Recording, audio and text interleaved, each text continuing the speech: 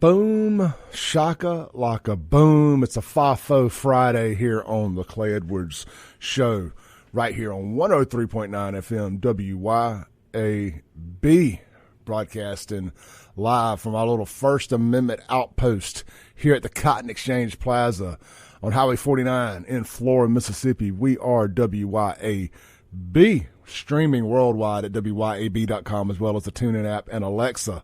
Just search WYAB. If you miss any of it, you can always catch the podcast. Just search Clay Edwards Show. Wherever you download podcasts, stream music, audio books, and more, we're there. Just search. You will find it. Doesn't matter what app you use, Apple, Spotify, Podbean, or a million others that I'm not thinking of, iHeart, etc., etc. In the studio with me this morning on FAFO Friday is Mr. SHAUN YURTKURAN, attorney at law, Esquire. SHAUN, good morning. Good morning. Good morning. How you doing today? I'm doing good. We're going to get to this, but I will say that we're doing better than your attorney brethren, Daniel Dell, that snuck stuff he shouldn't have into the Hinds County Detention Center. So we'll get to him here in just a minute. I do want to start off something more serious and somber this morning before we get into all the shenanigans and hijinks that are your typical FAFO Friday show here on the Clay Edwards Show with SHAUN YURTKURAN. My condolences, first and foremost. We had an officer get killed in the line of duty here in Mississippi yesterday. Another officer shot. Extremely sad situation down in Summit. Of course, I saw my friend Chris Piku posted a picture with the fellow that got killed, said he was a really good man. As the overwhelming majority of law enforcement are really good folks, so no surprise there. Here's a story real quick from WLBT. An officer and suspect were both killed during a shooting in Summit, Mississippi on Thursday. According to the Mississippi Department of Public Safety, the shooting happened when officers with the Summit Police Department were working a checkpoint near West Railroad Avenue. During the checkpoint, a car approached and a passenger fired a gun at the officers, hitting and killing one of them. That officer has been identified as Officer Troy Floyd. According to the Macomb Police, Officer Floyd was in law enforcement in various positions for over 20 years. There's a post here from Tate Reeves. You can see that on all of Tate's social media posts, or go to WLBT.com and see the post there. Two Macomb police officers soon arrived in the area and also encountered the vehicle, resulting in an exchange of gunfire. Both officers received non-life-threatening injuries while the suspect was killed. So does that mean all three cops got shot? Or maybe another one just got hurt in the whole melee? Yeah, one got shot in the leg, I read. Okay, I knew another one got shot. Let's see here. Mississippi Bureau of Investigation is currently investigating. Here's the thing. Thanks to some of my great internet sleuths out there, we have a screenshot of the thug's social media, and here his name on social media was El Dueno, Dueno. Obviously, that's probably says El Satan or something. But he posted a story. You know, for those that do social media, you know what a story is. So he was very proud of what he had done. You know, your typical thug, you know, just typical thug. Looks like he's from Jackson. Says, see y'all in the afterlife. I just faced a cracker. I know he dead. Well, you dead now, too, and you got a VIP skip the line admission straight to hell, and I hope you rot there. Did he? Piece of feces. So he shot the police officer, killed him, and then he took time to make a Facebook post? Yeah. How do you know the amount of time it took for the suspect to be killed? After he killed the police officer? No. No, okay, I'm sorry. I wonder, was he shooting and making the, Facebook post? The way I'm reading this and just kind of piecing it together in my head, and I could be wrong, I've never been in that situation, obviously, on either side, feels like he came through the roadblock shooting. It was a checkpoint. Okay, gotcha. Feels like he came through it shooting, maybe got away. Okay. And by the time the Macomb officers got there, I'm guessing somewhere in the melee, he had the wherewithal to post a Facebook story. I mean, doesn't that tell you right there what a sick society that we've got right now, where you're going to kill a police officer, and then not only are you going to do that, but you're going to try to publicize it on social media. Well, there's a certain demographic of folks that Their culture is absolutely rotten to the core. And it doesn't matter how many cops you put in. I'm going to use Jackson. I know this happened in Macomb, but same crap happens in Jackson. Same folks. There's a certain hip-hop urban culture that is rotten. And there's no fixing it. There's no saving it. There's 2 to 3 generations of people they're gone. They were raised without fathers. They were raised without any manners. They were raised in ultra poverty, which I don't let that be an excuse. Now, I know a lot of poor people who don't go straight to selling their woo-ha on Backpage or killing cops at roadblocks. Yeah. You know, so I'm not going to let poverty be your excuse for satanic, terrible behavior. No, I don't think it. I mean, it's not. It's not for that. You know, maybe you can make an argument that somebody goes into a grocery store and steals some food because they're hungry or something like that. But murder shouldn't be a result of poverty. I mean, I don't know how. No, I mean, killing people at gas stations because they're just raised different. No, they're not. You're still raised. You know, that's why we always say it starts in the home. Yeah. You know, women out there, you know, pick your man's better. You know. I don't know. I mean, there's a lot I could say. I got some real thoughts on this. I'm not going to express them on the radio. Maybe I'll do that on the internet at some time because I don't care who it offends. I do not care. I don't care how much y'all call me a racist for calling out the facts. None of that matters to me at all on any level. I'm going to reserve that. We're not going to make this about the thug this morning. We're going to make this about the memory of the officer. But kudos to whoever got to kill the bastard. Oh, yeah. I think that saved probably the officer's family a lot of heartape. You know, sure, having to go through a trial and all that. Yeah. Even though sometimes I think, you know, having been through a death penalty trial and if I was the defendant, I'd rather have been killed. You know what I mean? Sure. Having to go through all that and then sitting. I've told you about like the. It'd have been club med for this asshole in Parch. Excuse my language this morning. I get fired up about this stuff. It'd have been club med for this dude up in Parchman. He could go hang out with his boys. Not if he was on death row though. That is man. That's you're on 23-hour lockdown and then you get an hour of you in a little tiny little cage and you get to walk around. That sounds almost. I'd rather take the bullet. I'm being honest. Yeah, and you probably would get death row in Mississippi. You probably would get the death penalty for killing a cop in Mississippi. Yeah. I don't know. Is it killing a law enforcement automatically capital murder? Off the top of my head, I cannot remember that. Actually, to be honest with you, I think he was in the commission of another felony though, right? Or was he robbing somebody or anything? No, I don't look at the facts of it. I just don't know. If you come blowing through a roadblock shooting. I mean, that feels like more than one felony to me. Yeah. I just have to look at that. There's like 12 underlying felonies of capital murder. I can't remember. I thought we changed the law, and I could be wrong. Maybe it's a law. Maybe it's something that we're working on. That if you killed a law enforcement or first responder, it was automatically. I think it is. I just can't remember. I've never encountered that situation before, but I think it is. I have to look at it. Really, all your time in Hinds County, you never had to prosecute police murder? Yeah. No. I mean, we had one case. Or my trial partner did where a guy had broken out of Raymond and then killed a JPD or was being transported and killed a JPD officer, but I don't think he was charged with capital murder if I remember correctly. And he it was some weird situation too. Also, let's be honest, a lot of these guys that do that, they don't ever actually make it to jail. Talking about the guys that do it, the kill officers, yeah. I mean, you get your free shot. I mean, the worst one that I remember, obviously, and I don't know, you probably know who I'm talking about Eric Smith when he was killed in 2013. That's what I was thinking. Was Eric Smith? His killer got killed, right? Yeah, in the interview room that day, and which because that was just a horrible thing for all of us were really close to Eric. And I've heard nothing but good things about Eric. There's nothing but good things to say about him. He was the best cop I've ever met. So so you're right. A lot of times they get killed in that. So I've never actually prosecuted a cop killer before. Gotta hate that. They get killed. I have zero sympathy for these people. Let's see here. On the Guns and Gear text line, Mr. Andrew Gassar says 5 generations of minimizing God. That's a great point, isn't it? Lane says leftist favorite excuse, poverty breeds crime. I'll give you crime to an extent. I get it to an extent. What it shouldn't breed is murder.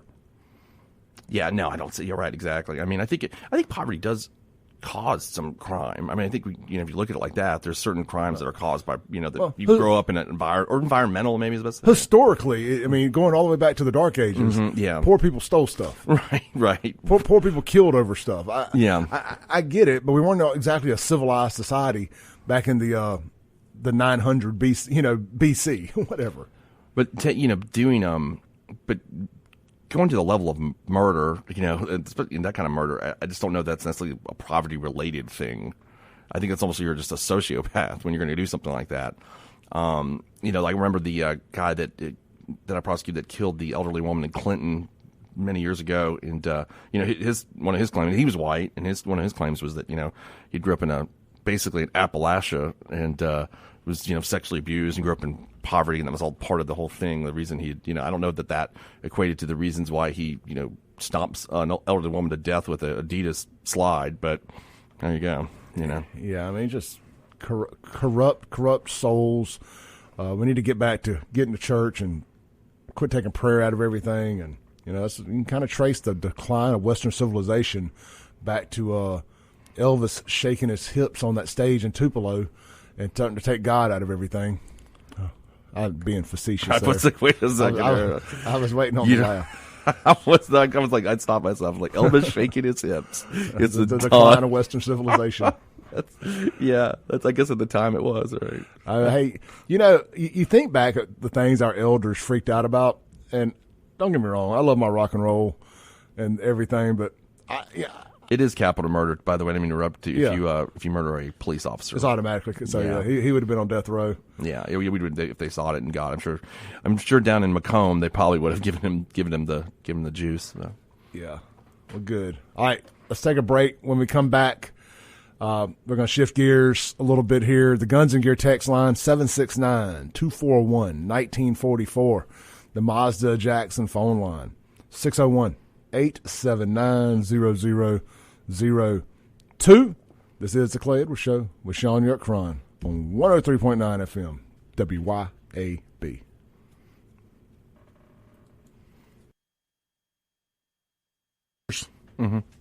But now I'm not. I decided to go read my Instagram comments about the cop being killed. Yeah. And I just, like people who tell me, Clay, you're insensitive. Why do you talk about people like that? Why do you think the shooter deserves to rot in hell? That's up to God. No. I'm going to be judge, jury, and executioner and God in this conversation. And I'm gonna make a lot of y'all mad this morning. Not at me necessarily, unless you're a Democrat sympathizer of Jacksonians. Then maybe you can be mad too. But so let's go to my Instagram comments. And I did a video about the officer being killed yesterday. The first commenter says, "You next." All right. Well, hey, pull up, bro. Cotton Exchange Plaza, Florida, Mississippi. I'll be here till about 10 o'clock. Oh, you're taking a page out of my playbook, man. Let's throw my home address on there. First off, Madison County ain't Hinds County. So pull up, please. Then this, man, I can't, there's so many vowels in this person's name, I can't even pronounce it. But she says, assuming it's a she, prayer for the child and his family, not only the law enforcement family, his family don't deserve, they lost someone as well. No, screw them. Again, they raised that piece of crap. I'm going to guess that he was raised, just like a lot of little thugs in Jackson, was thrown out on the street corner to be raised by the OGs, the 12-year-olds. And this is why he thinks that blowing through a roadblock and killing a cop, then bragging about it on Facebook before he met his death was somehow acceptable behavior. Let's see here. Continuing on. Marshall.Dexter.52 says, what about the prayers to the person y'all killed? Again, we're not going to pray for anybody that killed a cop, especially in the manner in which he did it. I didn't pray for the 9/11 hijackers either. No.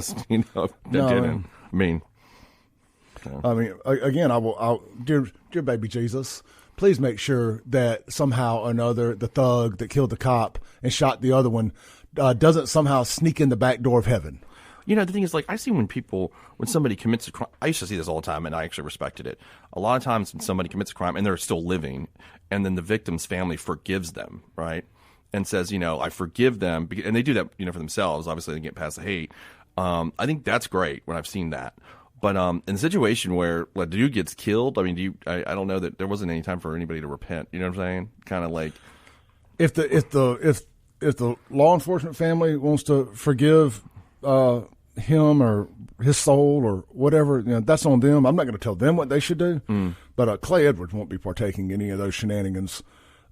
Marshall.Dexter.52 says there were over 100 rounds fired at that kid. I'm like, well, not enough. Not enough. Fired 200. What are you? I mean, you get a free shot, you take it. You know, I used to see this argument all the time. They're like, I can't believe the officer fired 20 shots. Okay, so what are they supposed to fire, 2 and risk their own lives? I mean, if they fire 50, 200, 600, who cares? I don't understand. I've never understood why that's a deal. I don't know what this means, but some same person said they say they locked his girlfriend, who is mother of his child, who doesn't look to be 6 or 7 months old. Where is the child, y'all? I don't understand what that means. Are they saying that they locked up his girlfriend and she has a 6 or 7 month old child? Is that what that broken English is supposed to mean? I'm not sure. Then they tell me, report everything. Tell about all these crimes which these crooked cops are committing also. So what was you even meaning? Also, I love reading their broken English. It just lets me know how much smarter I am than them, even with my GED. Also, what was so good about that came out of this? Well, one less thug on the streets. What do we call that, Sean? Community improvement killings. Community improvement killings. Okay, now everybody in the community knows that that's what we say at the DA's office. That's true. I don't work there anymore, so now the secrets come out. Yeah, and then, you know, like somebody said something on my Facebook post last night too about it, and my buddy Brian Jones was like, Clay, you're going to let that comment ride? I said, yeah, as a matter of fact, because I want people to know who the a-holes are. You know, I mean, do your cancel culture stuff? You know, it's like when like white racists, you know, say the N-word under my post or something. I don't delete that either. Like, do y'all's thing. Yeah, let everybody know who you are. I mean, it's you know, that was the two things that we'd say is community improvement killings, and also I used to tell people that I was in like the sanitation business, you know, like warehousing waste. that was the plan. Like, what are you doing today? Well, we warehouse waste up here at the courthouse. Bro, here's the thing. I mean, you can probably speak to this more so than I can, but I haven't seen it on the prosecution side, but I've been in these streets. You know as well as I do, and all the cops out there listening right now know too. I would say that 90%, that's probably a safe number, 90% of the people killed in Jackson were community improvement killings. And they were killed by bad guys. They were bad guys killing bad guys. And you kind of get the 2-for-1 out of the deal. You get bad guy A dead, bad guy B in jail. Now, I'm not saying everybody that gets killed is a bad guy. Some people are innocent victims getting gas at the gas station. Sure. But the overwhelming majority, it's thug on thug violence. Yeah, I think that's about, those numbers are about correct. I've said that before on here. You know, generally if you get murdered, it's because you were involved in something. Not every time, and not even a great deal of time in terms of like 10% we're talking about here. The pure innocent victim, like I've said this, the documentary I was on Hulu about Latasha Norman, completely innocent victim. That's why it made it so awful, and that's why I'm taking domestic violence type. I'm lumping that in with domestic violence. Mm-hmm. I'm taking it's what the mayor calls interpersonal violence. Yeah, you know, I mean he's not 100% wrong, but that is a cheap way of saying gang violence. Yeah, I mean, or, you know, like a kid gets hit by a stray bullet in a drive-by, you know, there's an innocent victim. I mean, there's plenty of innocent victims out there, but the majority of the time, it is because somebody was involved in, you generally, well, at least from my experience, that's what it is. Oh, yeah, I mean, we've had multiple drive-bys this calendar year alone where a kid was in their bed asleep, under 10 years old, 12 years old, whatever, under a legitimate kid, not a 16, 17-year-old gangbanger, like a legitimate good kid in bed, minding their own business. Yeah. The house gets shot up by some thugs, and they get shot. Yeah, we've seen that. Man, God, that feels like that happens once a month almost. Yeah, I mean, like I can think of 3 just off the top of my head this year alone. Let's take a call on the Mazda Jackson phone line. Hey, good morning. You're on there. Good morning. Hey, buddy. Yeah, look, I got, you know, a problem with the way this young Sunday school, perfect attendance person died. Future I think he ought to rockets, lingered about a month and suffered, and just awful. Future rocket scientist and engineer. Me being an old guy, I think it ought to go back to the way it used to be in the old days. If you shot a cop, you got killed resisting when they arrested you. Look, not every cop is good, but these are the guys that hold it together. Can you about these thugs? There wasn't any cops, and I tell you what, if they killed, it wouldn't be worth one drop of any cop's blood. That's just the way I feel. Not one drop of their blood is more valuable than every gangbanger in the United States. Buddy, do you think it is a community improvement?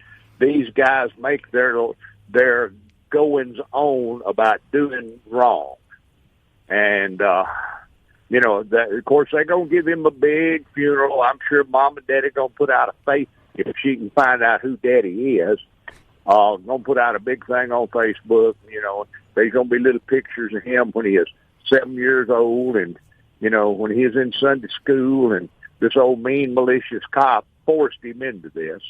And I'm sick of it. And I personally hope he busts hell wide open and they cram a pineapple in the wrong place every hour on hour. Like Little Nicky. I love it. I always think about Hitler dressed in a maid's outfit having a pineapple shoved up his rear end. One of my favorite movie scenes ever. And look, I appreciate you. And look, if you're not getting some death threats, you ain't doing your job. I'm just telling you. But now if you need somebody to come watch your back, I'll be glad to. I'm old. It don't matter. I ain't got that many years left. But I just hope the idiots in Jackson don't play this guy up, and all the demon craps play him up as some kind of little hero. And, they put out them I can't breath shirts or something. I can't stand bullet holes. And they need to give the cops a shirt that a friend of mine gave me, and I wear good. It says, "Sticks and stones may break my bones, but hollow points expand on contact." I love it. All right, buddy. And look, have a great day. I enjoy the show, and just keep on giving them hell. Thank you, brother. Somewhere already down there in Macomb, there's a single mom that's now down one less kid that done started a GoFundMe for my baby. My baby didn't do nothing. They set my baby up. They're gonna be. I'm gonna bet you $100 right now. They're gonna do a balloon release or a dove release or something. They're gonna have T-shirts with his face airbrushed on it, and somebody else is gonna get shot at the dove release. Didn't that happen this year? Yeah, it happens every time they do them, Sean. It's a good time to catch your enemies, though, right? If you think about it, it's pretty smart. I mean, there's kind of it's like a trap. Yeah, it's a trap. Like, the guys are going to be there. I feel like those were in those 90s gangster movies, like that would always happen. Like Boys in the Hood, they go to the funeral and to get shot. Was it Skandar Akbar from Star Trek or whatever? Or is that a wrestler? I'm thinking Skandar Akbar. What was the Akbar? There's an Akbar character in Star Wars. It was like, it's a trap. It's a trap. That's Akbar from Star Wars. Yeah, Akbar. Yeah. It's a trap. That's a trap. Yeah, look, man, if we're in a gang and you die, don't hate me because I'm not going to your funeral because I don't know who's out there. No, I'll do an online tribute. I'm gonna stay away from that. Well, look, man, this seems like a great segment to be brought to you by Guns and Gear. So, if you're going to be traveling anywhere, there's a high amount of Democrats, Jackson, Macomb, any of these places. My friends, you're going to need a gun, and you're going to need some gear, and you should get it at Guns and Gear. It's the home of No Limit Ammo. They're open right there on Highway 51 North in Gluckstadt, Mississippi. Nice, safe area to go gun shopping. Don't be buying guns off complete strangers on the internet, man. Go out to Guns and Gear. Dang sure don't be selling your guns to strangers on the internet. Take it out there. They buy guns too. They can take care of all your Cerakoting and gunsmithing needs as well. That's Guns and Gear. Highway 51 North in Gluckstadt, right there at Yandell Road. Speaking of Guns and Gear, the Guns and Gear text message machine is 769-241-1944. If you guys want to chime in this morning, we'll read some of your text when we come back. the Mazda Jackson phone line if you'd rather call. Be like Buddy. Use the phone, 601-879-0002. It's a FAFO Friday here on the Clay Edwards Show with Shaun YURTKURAN. Okay. You know, something I'm passionate about is Democrats behaving badly in Jackson. No. I thought it was gas stations or chokeway, which I guess is it's all the same thing. It's all the same. It's all the same. It's all ancillary to it. Yeah. It's like there's a tree called Democrats behaving badly, and these are just branches that come off the tree. So yesterday they tried turning Jackson and part of Ridgeland into a scene out of Grand Theft Auto 5 again. Oh, okay. I missed this one. Oh, yeah, you missed this one? Okay, so let's start in Jackson. Jamaica Drive. You familiar with where that is? Very familiar. It's right across from the Mack Height dealership there on 55. Yeah, I know exactly where it is. Yeah. All right, so there was a Dodge Challenger. I know, hard to believe. A Dodge Challenger being involved in some kind of crime. Nissan? Well, the other part of the story is a Nissan Altima. Okay. So I get the best of both worlds. Gotcha. So we're going to start with the Challenger. So I have some sources over there, some people that work and live right over there in that area that witnessed this whole thing unfold. A Dodge Challenger is coming up Jamaica Drive. And if you dead ends right into the concrete barrier that separates Frontage Road and 55 north, right? So it's coming up, and it has been shot at no less than 10 times by multiple shooters. Dang. There in that neighborhood, Lebanon, whatever that is on the other side. Lebanon, Cedars Lebanon on the other side of the interstate. Yeah, on the west side. Yeah, on the west side of Cedars, Lebanon, but over here it's Jamaica Drive, I guess. But if the interstate went, if Jamaica Drive went straight, I think it basically turns into Cedars of Lebanon. Or one roundabout. That's if anybody wants. That's the neighborhood behind the old Cherokee, where Cedars of Lebanon. That's what I kind of call that neighborhood. I used to where Chastain Middle School and all that is that general vicinity. There used to be that private school over there. So the guy, man, look, if I was getting shot at by multiple people, I would have done the same thing. He just hauls butt. And I guess he was just trying to jump the interstate. Or maybe he was trying to take a sharp right. It didn't work. He ends up straddled.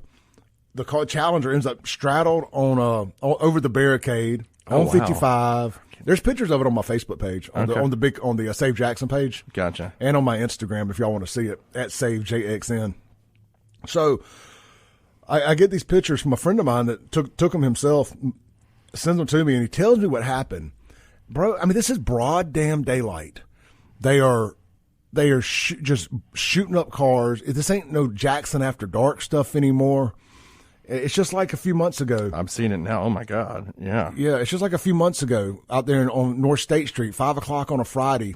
2 cars get to shooting back and forth at each other, and they kill an innocent guy who's a DJ. And actually, I'm just seeing here on WLBT where another suspect arrested in connection with murder of Jackson DJ. So that's good. They actually got one of the guys, assuming that's the same. Yeah, that's it. The shooting death of Anthony Davis. I pulled it up here. Purely coincidental. So they have made another arrest. It looks like warrants were issued in the arrest of 4 individuals. Mays, Malik Ray, Cortez George. And a Martravius. I love it when it's a Martravius. Recently? Yeah, well, it happened a couple months ago, but they just arrested these guys. I can't comment. I represent one of those guys. Well. Yeah. I can. Yeah. So anyway, these guys allegedly tried to turn Jackson into Grand Theft Auto 5. It's like, Shaun, let's go back to the one from yesterday. Are Jacksonians trying to is there like a level on GTA 5 where you can unlock a city as a playable character? I don't know. Is there? I don't know. I've never. I used to play. It. The last time I played GTA, Clay, was when I was in law school. Was Vice City. Yeah. And I used to just spend my time, with beating up hookers. Yeah, that's what I did. I'm not kidding. I just beat up all the hookers. Yeah. That's exactly what I did. That's what. And then I went to the strip club. You could hang out in the strip club. Remember? I never played it, but I've watched it a bunch. Yeah, I just beat up the hookers and hung out in the strip club, and I would take the cars and just wreck them. But if anybody remembers, the soundtrack to that game is the best part because it's like the 80s. Yeah, it's I really remember. cool. I remember the soundtrack being great. So, but I swear that's what they're trying to do in Jackson. They're trying to turn it into like a playable character. Or they're trying to unlock Jackson, or they want they want it to be GTA Jackson. I don't know what's going on. Actually, I do, but that's what it feels like is going on. So you had that go off at 5, and so that happened at 5 o'clock yesterday. I was at the gym, and then I started getting text messages from other people who are stuck in the traffic now. And dude, it is backed up Now, that happened basically at Briarwood. Okay. And it's backed up all the way, at minimum, to Northside. At least that's where one of the photos I got. And it was at a dead stop, so 5 o'clock traffic is probably packed up to the Waterworks curve, at least. Mm-hmm. And anyway, so big inconvenience. Jackson thugs are very inconsiderate. They don't care about other people trying to get home, get to their families, whatever it is, get to happy hour, whatever. All right, well, up in Ridgeland, and I'm just going to go out on a limb here and guess that these were Jacksonians. I can't confirm nor deny one way or another, but it was a white Nissan Altima. I thought it might have been my ex-girlfriend for a minute. I'll tell you what, next person I date is not driving a white Altima. It's nothing worse than thinking every car that passes you is your ex.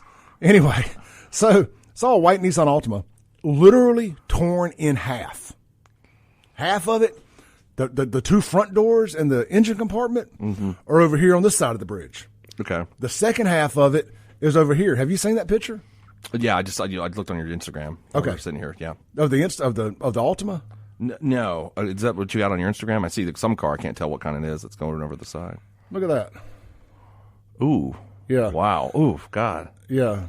They survived. Rough. They got out and ran. Oh, okay. Yeah, they got out and ran. And they have now been caught. That happened over in Ridgeland, somewhere near some ball fields. I'm not sure where that is exactly. Let's take a call here. Wow. On the Mazda Jackson phone line. Hey, you're on there. Knucklehead, those were carjackers from Hattiesburg they caught, and it wasn't Ridgeland, it was Madison. Ridgeland, Madison County. How about that? No, but seriously, they were. It was a carjacker from Hattiesburg. Well, that doesn't let Jackson off the hook. No. They made it all the way through Jackson on their way to Ridgeland in a stolen car. They did. All the way from Hattiesburg, actually, the stolen car. And then Madison PD, they sent out the press release at 11:30. Was that yesterday? Yesterday. Okay. Well, we were in Hattiesburg, and we did not steal a car. Clay and I were in Hattiesburg together. We did not steal a car there. Just make it clear. I can relate, man. I was driving back from picking up my dinner about 6:30 last night, and I saw the traffic and the blue lights of traffic. I mean, that could have been me, Yeah. Yeah, well, just for the police listening, we were at Hattiesburg. We did not steal a car. I may have been driving my new car like we stole it, trying to get back from Hattiesburg. You were for a few close calls there for a moment, but other than that, people can't drive, then you got out of my way. Yeah, it was Grand Theft Auto Clay Edition. Yeah. I mean, you got that new little race car, so and basically what it feels like. So. Yeah, I've seen the pictures. In fact, I'm going to post them this morning. One of them this morning. It's like you can see the bullet holes in that Charger. Can you? I haven't seen they weren't playing. Oh yeah, I heard there was at least 10 shots from the guy that sent me some photos. And I think the guy, what's the phrase? Succumb to his injuries. Yeah, yeah. I got a picture of him using press releases. I like succumb to his injuries. I mean that's what JPD was putting in their press releases. And he so-and-so succumbed to his injuries. Why did it say he effing died? Just say that. Yeah, and look, I'm sure it was another community service killing. I mean, I'm going to go out on a limb here and guess that he wasn't on his way to graduation or just got out of school or anything like that. I'm sure it was probably a stolen. We'll find out the car was stolen. Or, we're going to find out a bunch of stuff. I need to trademark that phrase.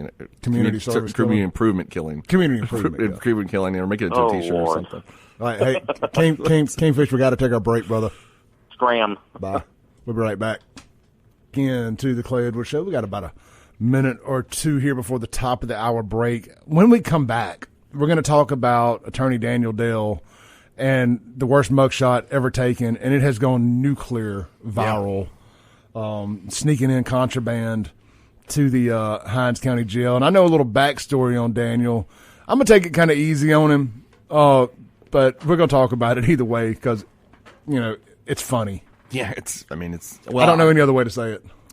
Just because it's such a rare thing to have happened. I mean, I know of one other incident, and we can discuss that in the top of the other hour, but that's the only one I can think of. And I go out to that jail weekly, obviously, to see clients. And I don't know if you read Tyree's, and we'll get into all it, read Tyree's statement, but even Tyree was like he felt like he was taking it a little easy on his, don't matter who you are, there's going to be accountability. Yeah. And I made a TikTok video about it last night. If anybody wants to see it, I will share it with you. Just text me on the Guns of Gear text line, 769-241-88 1944, and I'll share it with you. It's also on my Instagram. Look, we're gonna have fun when we get to have fun. That's what we do on this show. We take the news and we make fun of it. Y'all remember that show on HBO back in the 80s? Not necessarily the news. No, I don't remember that one. Yeah, it was good. Anyway, when the news breaks, we break with it. Okay, and that's kind of the show. It's like, and by break it means in half. we break the news, not necessarily breaking news. Right. Anyway, shout out to Kingfish for calling in. Y'all be safe in Jackson. Kim Wade's going to do his belt buckle crawl later. What is it? It's Friday. It's the Jackson Gun and Knife Club. Y'all be sure to listen from 4 to 6 for that. All right, this is the Clay Edwards Show. We got a whole another hour to go. We'll be back in 7 minutes right here on WYAB with SHAUN YURTKURAN, Esquire, attorney at law.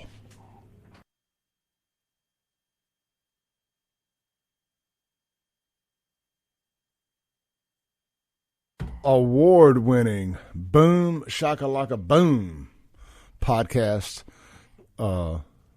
Award-winning podcast. Yeah, that's it. Award-winning podcaster and radio host Clay Edwards here with SHAUN YURTKURAN on the Clay Edwards Show on a FAFO Friday. Man, get one of my FAFO shirts over at buyfafo.com. Hey, if you see me out and about, I've got them with me. So hit me up. I know I mailed a couple of you guys the wrong size on some shirts. I figured that would end up happening sooner or later. Holler at me. Let's swap those XLs out for the 2X or those 2Xs out for the Xs. Whatever mistake I made, we will get it corrected. Or I'll give you your money back if I'm out of that size for whatever reason. Let's see here before we get rolling. We got a big second hour planned.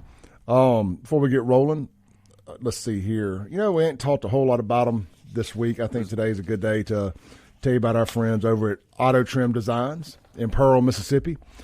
Auto Trim Designs on Highway 80 in Pearl, just west of Byrider. That's the old JD Byrider. They dropped JD off there, so in case you wonder what Byrider is. Look, they encourage you to take advantage of their expertise and protect your vehicle with exceptional Expel Ultimate Plus paint protection film. They also offer Stealth Ultimate Plus 7, Ultimate Plus 10, and, of course, Ultimate Plus Black series. Not only that, but with extensive experience in custom graphics and striping of all kinds, Auto Trim can custom design something for you, or you can bring your own idea to them, and they will make it come to life. Visit them online today, autotrimdesigns.com, to explore services and see examples of what's possible. They've been over there for, I think, 35 years. Auto Trim Designs has been in business right there, same location, Pearl, Mississippi. My good buddy, Mr. Greg Davis, has been there probably about as long as they've been open. Tint and windows, one of the best in the area. Get over there, see them today. You won't regret it. Tell Greg and the team that Clay Edwards sent you over there. And I'm telling you, man, it's neat to show. Like, I love going by there.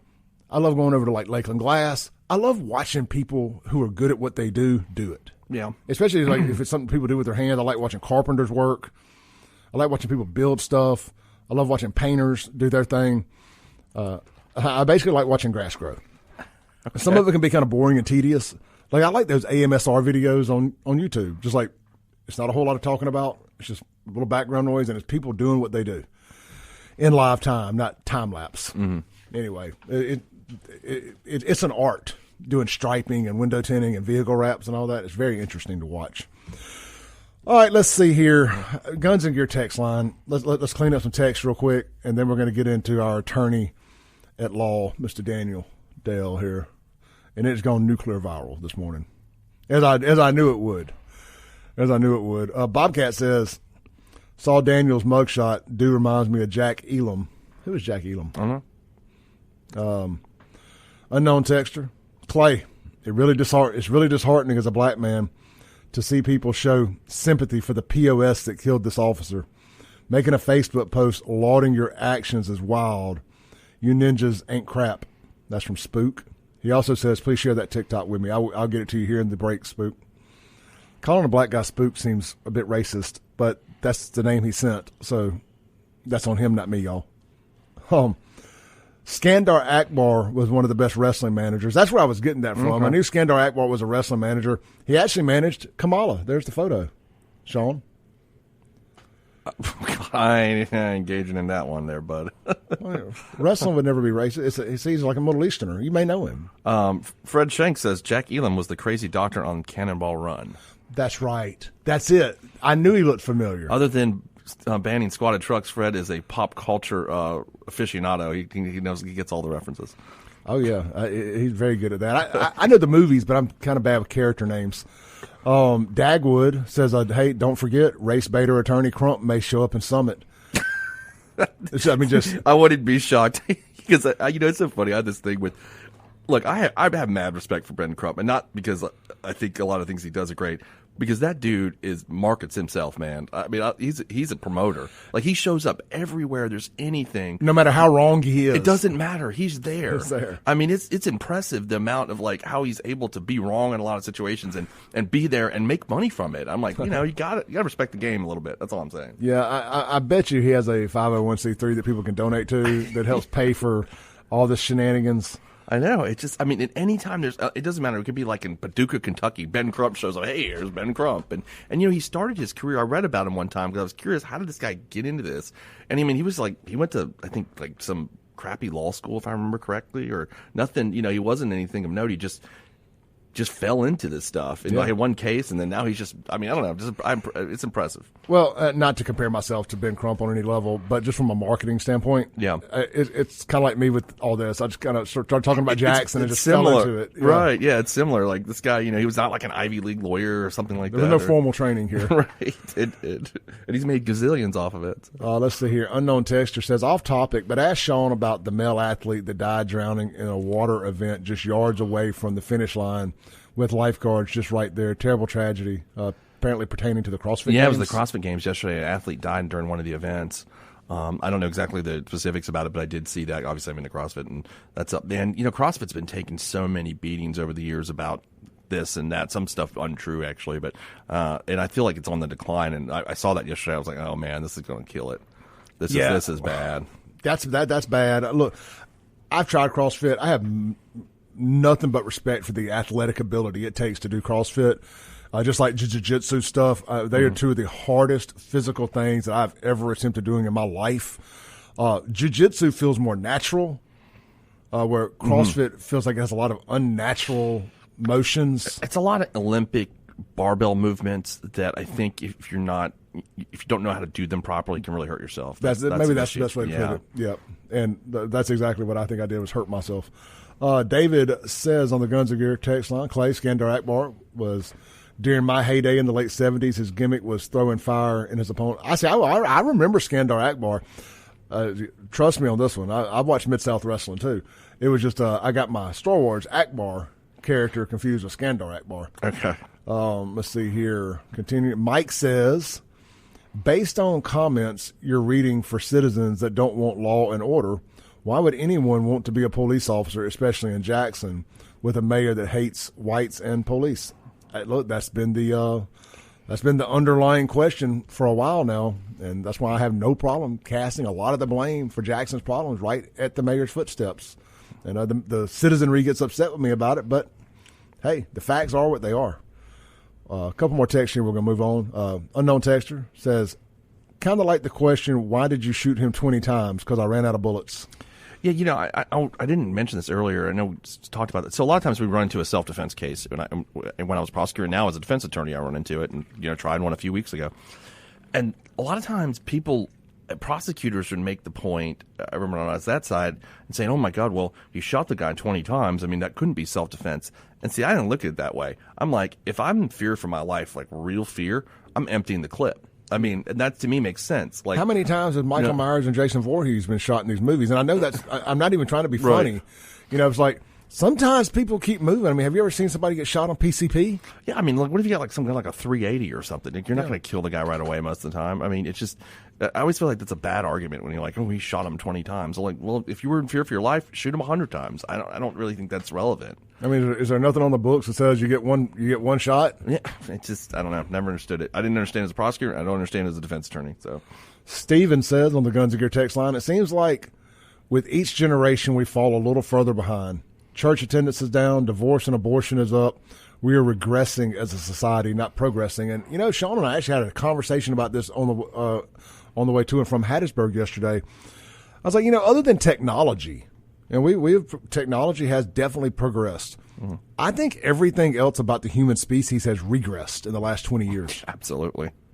I told you yesterday I read an article that we're losing IQ points. Yeah. And, and our access to information is so great right now, but we're dumber than we were in 1950. That's paralysis by analysis, too. It's like, what do I focus my attention on? Used to, you had 2 or 3 things that you like, these are my things, whatever. Now we've got access to a million different things, and it's just like, brain is just scrambled like eggs trying to figure out where to focus your attention. These dang phones being the biggest problem. Right? Being the biggest problem, 100%. Let's see here. Then we got one more. No, we got all the texts are cleared up. Well, Blake says the self-defense aspect says you shoot until you eliminate the threat, and then if they are still moving, they're still a threat. Yep, that's what I think. So, Spook has one more follow-up. Says Spook is from the movie, or from the book. I'm sorry, it's The Spook by the Door. So that's where he kind of got his name from there. Hey, look, y'all tell me to call you what you want to call you, and that's what I'm going to call you. I'm going to call, you can call me anything you want, just don't call me Collect. All right, let's do this. Let's just cut this segment a little short here. Let's go ahead and take our break. When we come back, let's have a little fun. Well, we've been doing that all morning, and we're going to get into Daniel Dale. Oh, yeah, I'm ready to talk about this. I am, too. I'm chomping at the bit. We'll have an extended segment when we come back. Welcome back in to the Clay Edwards Show. Hey, guys, what's for lunch today? At Martin's, it is fried chicken Friday at both locations. Gluckstadt, well, it's not technically Gluckstadt, it's just Madison County. Livingston, at the town of Livingston, the all-new Martin's at Livingston. And, of course, the legendary downtown Jackson location. But, man, look, they got live music. There'll be a big night out there at both locations. Starting at Livingston, they'll have somebody acoustic over there in the corner jamming out. But, hey, look, you better get there early or you will not get a seat. It packs out early. It has become the spot for Madison County right there at Livingston. Of course, don't forget Martin's Market. If you're out in the area right now, you need gas, stop by. They got full-service gas. They've got a ton of great dry goods, cold goods, food, beer, and everything else available right there in Martin's Market. It's a little gas station kind of on the front of the building there. You won't regret it. Try one of their fresh chicken biscuits or sausage and biscuits made from scratch every day, fresh, ready for you. Man, who doesn't love a good breakfast? And, of course, downtown Jackson. Country Fried Steak's always available. I recommend that. The cheese sticks are great. The steak bites. I even tried the Cajun pasta the other day, or the Creole pasta. Phenomenal. Check out Martin's. You can see their website, martinsdowntownjxn.com. The menu items are exactly the same at both locations. The lunch specials are exactly the same every day at both locations. So check them out. You will not regret it. That's Martin's this weekend for good times, great food, cold drinks, and live entertainment. SHAUN, YURTKURAN. We have finally worked our way to it, but I want to say something else first real quick.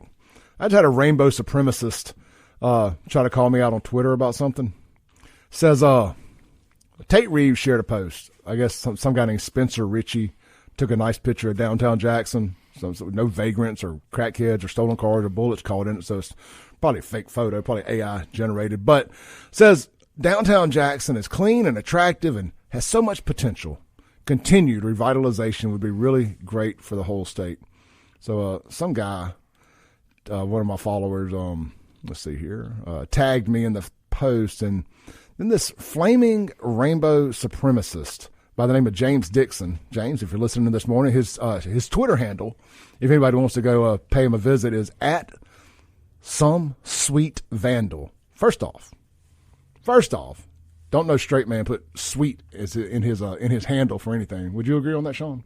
Yeah, I'm gonna go with that. I'm gonna go with that. Yeah. I mean, he says, I'm not. He says, a racist tagging another racist. Cute. I tell you, man, I love that these guys all have clay derangement syndrome. It's CDS. CDS, clay derangement syndrome. Anyway, I just thought I would he wants his props. He wants his little moment in the sun. I thought we would give it to him real quick. But pick your enemies wisely. Right. Yeah. Pick your enemies wisely. All right, look, let's jump into Daniel Dale. We've been tiptoeing around it the whole dang show. It's going nuclear viral. I see Amiri King just shared it. You said it was on the New York Post. All these other Fox News has got it up. So a buddy of mine called me last night. I guess if y'all been living under a rock for the last 24 hours or 12 hours, an attorney tried to sneak some contraband.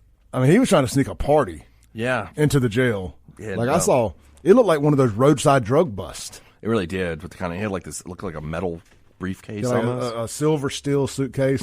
Like the kind that the nuclear codes would be in. You wear it handcuffed to you. Yeah, that's what it looked like. I've never seen a lawyer bring a case like that into the jail, but I go there weekly actually. So he had marijuana, cigarettes, cell phones, the whole shebang, and and he just apparently he's been doing this for a while. They had recorded 10 visits since June, so that's quite a bit.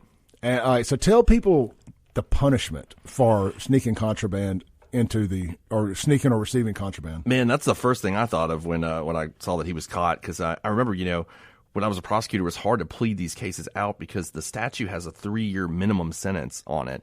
And, generally with that, you could give somebody like suspended time or whatever, but it actually says it's not, the statute specifically precludes that. You can't suspend that sentence. You're not eligible for parole with it. You're not eligible for earned time, nothing. So you're going to go out there and do 3 years minimum, and that's how serious they take this. So I was like, this, mental genius over here just is going to go to jail for 3 years, and he's going to lose his law license. So I was like, that was a good idea. But I mean, yeah. So I'm trying to pause the video here so I can actually see everything. Yeah, you can go to WLBT, and I'm sure all the other sites have it too. I just always reference WLBT. He had digital scales, all kinds of stuff. I mean, the fact that drug dealing is so rampant in the jail that they use digital scales. Mm-hmm. Yeah. That's got to make sure everybody's the deals. I thought about that too last night. I was like, they're making sure everybody, we've got to make sure this is the portion you're getting. I mean, they got an operation going out there. Yeah. I mean, look, if you've ever bought drugs, you buy it by the gram. You gotta make sure you ain't getting not enough for too much. And the thing is, the way he got caught also made me laugh too. So apparently, I guess they caught the inmate with or detainee, whatever you want to call him, with drugs, and lo and behold, he ratted him out. And I can't believe that. That's shocking that he'd do that, right? If you can't trust a trustee, who can you trust? As Russ Barnett used to say. Yeah. So he ratted him out and explained how many times this guy had been out there and this whole operation. So yeah, I mean, Mr. Dale is going to prison, so he's going to enjoy that, and I'm sure the Hinds County District Attorney's Office is going to pay close attention to him. I don't blame them for that either. And that's something that you should not, under any circumstance, do that. You have you're an officer of the court going out there, the jail. I go out there every week, and they expect you to. You get some leniency. You get to go out there and talk to your client because you got to talk to them in private, and they expect you to act right, which I think mostly 99.9% of attorneys would act right, but there's always a bad apple in every bunch. So and look, I don't fault Tyree for it being out of control out there. He inherited a mess. Probably inherited some lazy too. I got a friend of mine who just texted me. She says, "Sean, pull out our law school yearbook. Contraband guy was third year when we were first years in law school." I don't remember him from law school, but apparently he was in law school with us. But so there's a culture of this out there, obviously. And it's not just there. It's Hinds County in general. It's Jackson. There's been a culture of I'm gonna get mine. We may end up finding out that maybe he had a connection on the inside. It wouldn't be the first time. No, when I say a connection, I don't necessarily mean a prisoner either. No, there's been a lot of. I mean, there's been guards, that have been busted over the years. Yeah, there's been some here recently, right? I think so. I think I saw something recently. I mean, Clay, I'll tell you what. I started working over there in 2008, and this has been a persistent problem. McMillan was still sheriff. Yeah, this has been a persistent problem, and that's 16 years ago. And it was a problem before I got there. And it's because they built that jail in 1994, and it's an S show. It was built wrong, it was designed wrong, and it's a mess. And it's good. So it's not Tyree's fault at all. Like no sheriff has been able to handle that place. I mean, McMillan did a halfway decent job. I think maybe that was probably when the jail was newer and easier to manage or whatever. But or in other ways he managed it that I've heard that I won't speak upon on air. But it's just been a mess. I mean, I remember when Tyrone Lewis was elected around the fall of 2011, took office in 2012. There was like a fire out there immediately and a riot. It's just, man, something's got to be done about it. It does. And like I say, it's a culture issue. I mean, look, you don't just, the first time you do this, roll in with everything he rolled in with. Mm-hmm. I mean, this has been going on, and it ain't just him either. No. No, I mean, like I can assure you, he wasn't the main supplier of all this stuff out there. And it's a culture. They're going to have to crack down on it, even if that means sending lawyers through, unfortunately, making y'all's life a little more complicated. Yeah, I mean, they already take your cell phone, even as a lawyer going back there. You can't go back there with your cell phone or your car keys. So you got to give that those up. And you can bring your briefcase back there because you got your files. I bet that's going to end where you're just going to take the file and your legal pad, which is, I mean, that's fine with me. I'll do that too. But or at minimum, have your briefcase searched. Yeah, I mean, well, they do that. They do. You put it through a little thing. So I mean, they're I mean, they're pretty good. And of course, I mean, the thing is, they don't expect lawyers to be smuggling things. Like, I mean, I think that's a reasonable expectation that if you went to law school and spent all that money and time and got a career, that you're going to be smuggling dope to your clients. But I mean, granted, lawyers have done other things like that in the past. But but you're right. He's going to. I mean, I don't blame him if he makes it harder on us. That's just what's going to happen. I get it. Well, let's get to the mugshot here. Yeah, the red meat here. First off, Daniel Dale obviously likes to party. So the next time the Claywood show throws a party, if you're not in jail, Daniel, not for 3 years, buddy. He's going to be 3 years from now. Well, innocent until proven guilty. Yeah, the sentence didn't start today. I'm sure he got bonded out. Yeah, I'm sure he did. Right. So here's the deal: you're invited to the party, VIP. Just bring some of those party favors. I'm kidding. I don't even smoke, but seems like a fun guy to hang out with. The mugshot. He is soaking, drenched wet, like you can tell, and he's just got that look on his face. And all I could think about, other than FAFO, is that scene in Training Day when Denzel looks over at the other guy and says, "You know you done effed up." Yeah, like, I know exactly. Like if you know you done effed up was a person, it was the look on Daniel Dale's face. It was. He looked horrible. I mean, it looked like he was hungover and maybe like was taking meth or something. I don't know. Yeah, somebody texted in. I can't remember who it was. It looks like he was partaking in all the contraband. Oh yeah, that's what I read on Facebook last night. I was like, I'm surprised he had any dope to bring in the jail, because I figured how drug addicts are. They usually they're not going to give away their dope or even sell it half the time. They're going to use it all. So somebody reminded me. My buddy Bill called me last night. He's like, "You know who that guy is?" He's like, "Remember back in the '90s, a guy used to drive a hearse up and down McDowell Road on the weekends?" I was like, "I do remember the hearse." He's like, "It was him." Somebody wrote that on my Facebook page too when I did a thread about this yesterday. This person went to Hillcrest, I think maybe he went to him and his family, or his dad possibly at one point owned that little car lot right there at the end of McDowell Road with the Statue of Liberty, with the little. Oh, I know. It's exactly. the South Jackson Statue of Liberty. It's got the old little Cadillac Centuria or whatever, or it's the Cadillac version of the Cavalier, parked on top of the sign. That was a thing in Jackson. Apparently, you had the horse sleigh Corvette. And then right there at McDowell Road, you had the Cadillac Centurion on top of the sign right at the McDowell Road exit. So apparently, it was I remember they sold RVs there for a long time. Yeah. Apparently, when it was the RV dealership, it was his dad's. This guy owns a mechanic shop too over in South Jackson. My suspicion is, and I can't confirm, deny this, back this up. This is just kind of what I'm thinking. This guy grew up in South Jackson. Apparently, stayed in South Jackson. Runs a shop in South Jackson. Clearly running dope into the jail for the dope boys. He's got lots of business ventures. I'm going to go out on a limb here and say that he probably was not an actual. I know he was an attorney. Yeah, he's probably not their actual attorney. He's probably just being the mule for this and using his attorney license to see this through. I think you're probably right, because I talked to a lot of my lawyer friends, and the criminal defense and criminal and prosecution communities we all know each other. For the metro area for the most part, we all know, and none of us have ever heard of this dude before. Yeah. Like who guy pops up, you're like, who's that guy? Was he from? I thought, was he maybe from another county, and that's why. But no, I mean, once I found out he was from Jackson, I was like, he's a Jackson criminal defense attorney. I've never heard of him. I got a problem with that. Yeah. So red flags, as they say. Yeah. Red flags. Well, and here's the thing, and here's just human sympathy. Nobody died here. This guy's clearly hit some kind of personal rock bottom where he's doing this, whether it's drug use, it's definitely financial problems, right? Mm-hmm. I mean, you're not doing this because you want to. No, I mean, I wouldn't think. I mean, obviously, it was some money, drugs, or whatever, or maybe he owes the dope boys on the street. That could be it, and he's got to do favors for their guys inside. I mean, that could be it. The only other time I remember this happened, I told you before the show, was in Madison County when Walter Wood exchanged. There was exchange of sexual favors for cigarettes, I think, and his Kingfish has an old article up. I looked it up last night. Kingfish from 2008, and I think he got 6-month suspension of his law license. I don't know if he was prosecuted or not. I mean, I'm sure Kingfish will text in a second with the update on that. But if anybody remembers that incident, it was kind of a running joke in the legal community for many, many years about that happening. But that's the only other time I've heard about a lawyer doing something like that at the jail. So, yeah, I mean, look, Fred texts in and said it's a Cadillac Cimarron.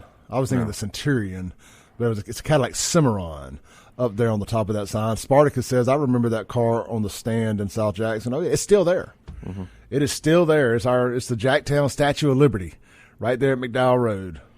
But yeah, apparently that was a very popular thing to do in the 80s and 90s is put cars on signs. Yeah, like a horse sleigh. Yeah. Have you ever had to buy a sign?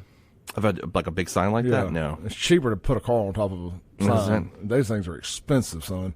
I met the guys that actually put that on the horse sleigh thing one time. Yeah, not long ago either. Like they were old guys, but in the 70s they were talking about when they did it. Yeah, I mean, it's just a crane, and, you know, I say just. It's probably, anyway, neither here nor there how the mechanics of it all work. But the sign we had on top of Crazy 8 out there in Byron was this huge double-sided neon sign, so you could see it coming from both directions down the interstate. Blair that bought that thing and had to put that sign up there, I think he told me that thing was $60,000. And it's just mounted to the roof of the building. You know, imagine when you get one of these tall poles and have to do it and wire it and all that. You know, you could easily get into $100,000 for a dang sign. Yeah, I'm just going to throw a car up there, put some magnetic signs on the side on the doors. Clay's Bar and Grill. Clay's Bar and Grill. All right, let's take a break. We got SHAUN YURTKURAN here in the studio. It's a FAFO Friday. We'll be right back on WYAB. SHAUN YURTKURAN. Let's see here, man. I got a article. Let's see if there's some video to this Jody Owens article here, if I can put my hands on it. I'll let you start talking, though. Jody Owens is claiming that he is paying for grand juries out of his pocket and is asking, all right, I got it here. I'm just going to tell you, I'm calling BS. I don't think Jody Owens is paying for grand juries out of his pocket unless it allegedly came from some money that he got from somewhere else. I'm sorry, your mic ain't on. Okay. You know, yeah. So like allegedly, what's he got? His ab scam money is paying for it. I just don't see that he's paying grand juries out of his pocket. Maybe out of the DA budget. Maybe out of the DA's budget, sure, but not out of Jody Owens' pocket. He ain't doing this out of good of his heart. Let's listen to this on WLBT. Claims he spent tens of thousands of dollars of his own money to cover grand jury expenses. That's because the jury can no longer meet in the Hinds County Courthouse due to roofing issues. Well, 3 on Your Side's Nathan Lee joins us now with more details. Nathan. Well, that's right, Maggie. Hinds County District Attorney Jody Owens provided WLBT with lists of statements and invoices from the Westin Hotel, where he's been holding grand jury meetings for years. And that showed since February 2023, those charges have come to nearly $75,000. And now he'll be asking the Board of Supervisors for help. We're not going to be paying out of pocket for something that the board has a responsibility to do. Hinds County District Attorney Jody Owens is asking for help from the Board of Supervisors after years of neglect of the Hinds County Courthouse and personal payments by Owens himself to keep grand jury work going. Since 2020, Owens has used the Westin Hotel for their grand juries on his own expense. This is because of the major repairs needed at the Hinds County Courthouse. Multiple courtrooms, the grand jury room, and the law library flood during any storm. So much so, they have large barrels throughout the building to collect rainwater. For quite some time, from the very beginning, we have a crumbling infrastructure in this courthouse. We routinely deal with floods when it rains and the inability to use our offices and in particular our grand jury space. Owens says he cannot continue to pay the amount out of pocket, but knows they cannot move back into the courthouse until repairs are made. On top of that, the Westin is no cheap venture either. In May and June alone, the room rentals cost $1,500. That amount does not include the other expenses like jurors' meals, parking, and service fees. Now, they look for that help from the Board of Supervisors, even after multiple attempts by the DA's office over the years. We're getting to a breaking point, and we know that. That's why we're looking at other options, because we can't advance that money. I personally can't advance that money and hope they get paid back, hope the money will be there, hope there will be a grant around the corner. So we're going to be more aggressive in our ask, because no one wins if we can't do our job. Shawn. Yeah. Do you think he's paying this out of his pocket?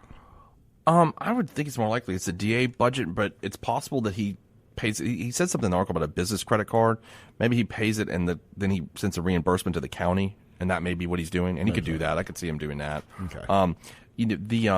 But what he's saying, how it's being paid, it's obviously coming from the DA's office somehow. Which either way, he ain't wrong about the condition of the courthouse. No, he is absolutely not wrong about that. It is a complete disaster. A complete disaster what they've allowed to happen to it, and it's and they bought the MEPS building, and so they want to move the election headquarters over there and all that, so they can steal the elections in peace and quiet without having it happen at the courthouse. I just think of all the money they wasted on dumb crap, on their nonsense with Hope Credit Union and all these minority contracts, just all this crap that's been going on. They donated $1 million of Hinds County's money to JSU. Why are we doing that when the courthouse is in complete disrepair, when the jail is in complete disrepair? Why do y'all keep electing these clowns to run Hinds County? I don't understand, Clay. The question is, I feel like the media needs to go over there and really press this. Why is simple repairs being done? And the example he gives in this article, and I would actually attended the Jordan Cummings St. Patty's Day murder trial, and they had to stop a day of the trial because of the roof leaking. Now, I started trying cases in that courtroom in 2008, and the roof was leaking then. That's 16 years ago, okay? No, Nearly it's got mold. It's got the same mold. Because I was back in there watching that trial. I'm like, oh, look, there's a mold from over there. There's a messed up part of the roof. Now, I know there's a difference in the city of Jackson and Hinds County. Sure, absolutely. Right. And the city of Jackson owns Staggermar Hall. But they just had to cancel a sold-out, they're moving it to the Coliseum, a sold-out Joe Bonamasso, I don't even know how to say his name, so got a bunch of A's and S's, got more S's than Mississippi in it, in his last name. They're having to move it to the Coliseum because of mold in Staggermar Hall. It's like, why can't these people manage stuff? Yeah, I just don't, and I think about it, this is a concert. We're talking about the courthouse, which is far more important than the concert, I would think, because you got to administer justice. And, they've had a consistent, for at least the last 16 years, they've had a consistent AC problem that sometimes in the summer makes it impossible to try a case. I mean, look, if you don't care about the lawyers sweating, the poor jurors are sitting there dying. I mean, it's not fair to them. It's not fair to anybody. I got up and walked out of Grip and Grin the other day because there was so many people back there that it was hot and I was sweating. And, I'm just extra like that. Yeah. But imagine being stuck in there because you're on a jury. Yeah, you can't do anything. Or you're an attorney, a prosecutor, whatever. It is so hot. It's just insult to injury. And when I get hot and flustered, you know what I start doing? Cutting corners. Me too. I'm too hot. I can't think. I can't do this. I was born in this century. I saw that Judge Yerger just recently died, and I was in his courtroom for many years, and he used to be like, well, just take off your jackets. We're like, yeah, that's not really fixing the issue. It's 150 degrees outside, and we're in this courthouse that they won't fix the AC, and apparently, like I said, it's still not really fixed. It works sometimes it doesn't. The courthouse completely leaks. Yeah, it's a mess. I got called in for jury duty one time, and look, the easiest way you get out of jury duty in Hinds County is telling me you're racist. You didn't say that. I got out of there as quick as I possibly could. What did you say to get out of jury duty? I was MAGA. Oh, was this recently? Yeah, just a couple of years ago. You said you were MAGA? Oh, yeah. Okay. I basically said I was racist without saying it. Well, if you were the prosecution probably would have kept you. They're like, MAGA? Oh, yeah, put this guy over here. No, I'm being a little facetious, but I got out of it. Okay. I went and had to suffer through and sat there for 3 hours. They asked a couple questions, and they eliminate you. Well, you know.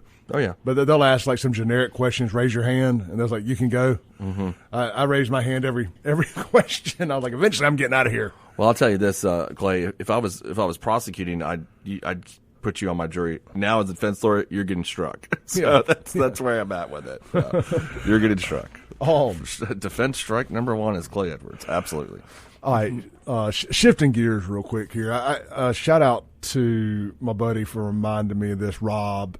I just saw this on Facebook, and we got to talking. I forgot. On the Hinds County Mugshots and More Facebook page, they're really good about reporting like crimes currently in action. I believe it may be being ran by somebody that works for JPD. Obviously, it's anonymous, but they're never wrong. There's been a large disturbance at the Reimagined Prep. I guess it's a minority daycare here in Jackson. Mm-hmm. and police have been, additional units have been requested to the daycare. My buddy Rob says I can't wait for the cell phone video of this fight. Yeah, it's at a daycare. At a daycare. I guess this is where they send the little scholars before they're scholars. Pre-scholar school. What's the fight about? Sean, I mean, I could everything, every reason I could give you would get me kicked off the radio. Okay, I just use your imagination. Yeah, I mean, I don't know, dude. You're right. I mean, I've seen some weird fights and murders before. A couple single moms with too many vowels in their names fighting over a baby daddy. I mean, it could be this. They're mad they got. Yeah, you're right. There could be like two baby daddies, like the kids at the same daycare or something. Yeah, that or maybe one of the girls. That could happen in any community, dude. Let's be honest. Maybe one of the girls that worked there, was disrespectful to the kid. I mean, there's so many reasons it could happen.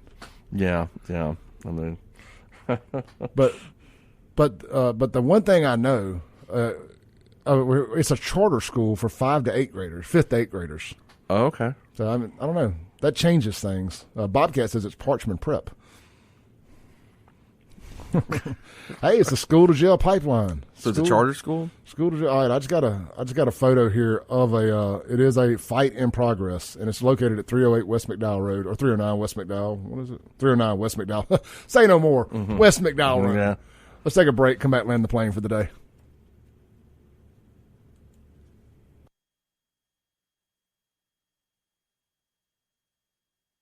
Welcome back in to the Clay Edwards Show. Follow up on our previous conversation about the fight at the magnet school or charter school or whatever it is. So it's 5th to 8th grade. Yeah, that's definitely some little young future Jacksonians boxing it out. So it probably wasn't the single moms. Oh, okay. I just had that vision in my head too. That was single mom, too. Well, either way, mad about some dude or whatever. Yeah, or whatever. Just weed flying everywhere. Oh God. I just that's what I had pictured. I thought it was like 3-year-olds. Like tumbleweeds blowing down McDowell Road. Oh God, yeah, okay. There's a whole Instagram dedicated to random weaves on the roads in Jackson. I did not know that, Clay. Yep. I did not. I forget the name of it, but they post pictures of random weave. The things you learn on this show. Yes. Oh, man, it's crazy. Hey, look, I just talk about the things I see on the internet. Yeah.